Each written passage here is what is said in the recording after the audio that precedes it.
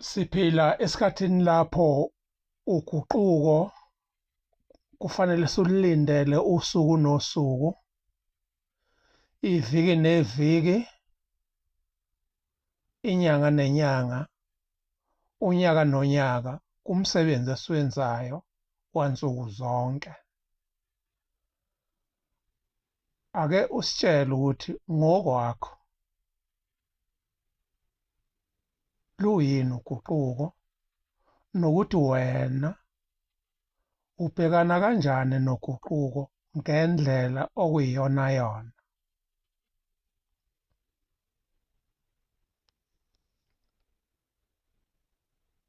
We live in the era of change.